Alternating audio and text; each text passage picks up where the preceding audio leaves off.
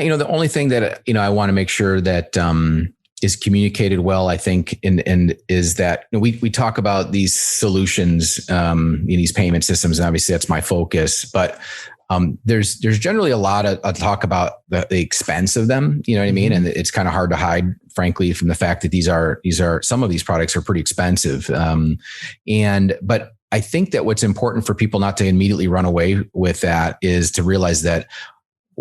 Why are they expensive? And at the end of the day, does it matter how much it costs as long as it returns? So now we're maybe shifting slightly away from the customer perspective and now talking about owner investors and, owning a laundromat. I mean, it's a high capital upfront expense, right? I mean, you put all your money upfront on it and then you try to get your return over time.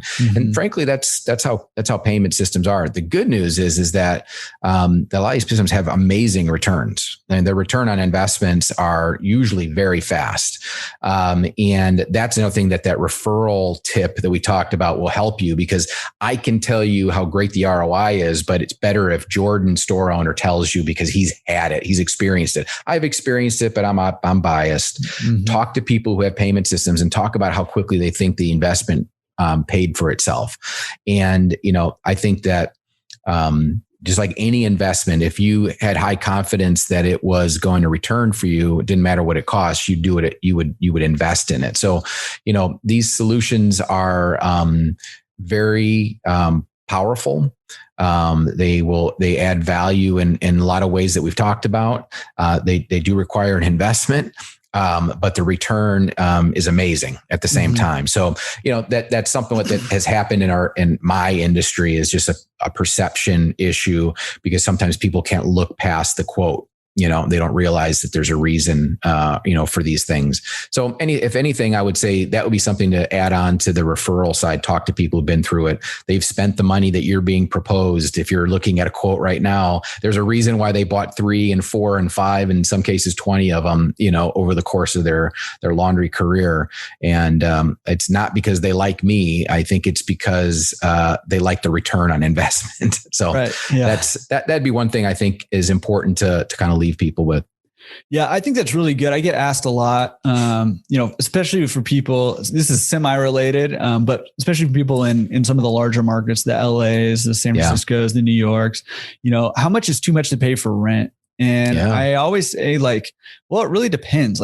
I wouldn't mind spending $10,000 or $12,000 a month for rent if my business was making $60,000, $70,000 a month.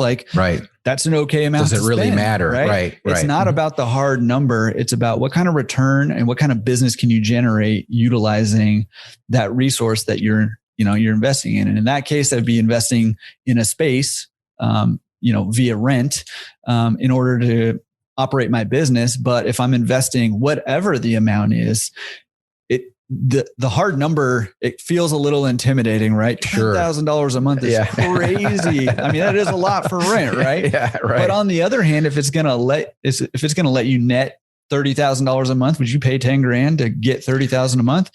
All day long. Right. So you got to look at it from that perspective and shift a little bit from that hard number cost of how much is it going to cost me, to invest back into my business, and more on that ROI, that like you were talking about. So I think, and that's a little bit of a mindset shift. It is, right? That it can be tough to make that shift. Yeah. Well, we all go through that. We all go through that when we're looking at stuff. We all kind of sometimes sit back and be like, oh, that looks tough. But then if you analyze it and you say, but I'm going to make how much? Okay. It just softens the blow. And I think to get the confidence there, you got to talk to people, hearing it from the guy that's trying to get you to buy it, it's going to not be as, not as powerful as if, Jordan, who's got multiple stores and says, hey, this is great, and this is what it did. We've had multiple experiences like that.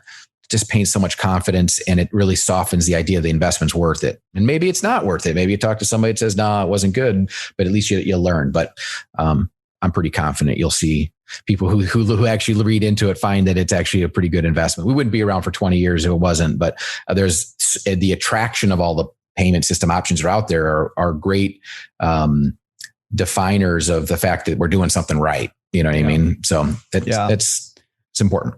Yeah. And I found, especially for, not to belabor this point, but especially for new business owners, for the majority of us, when we spend money, we're spending money on things that they're not going to generate money for us. Right. So we're buying a TV, or we're buying a car, or we're buying even a house.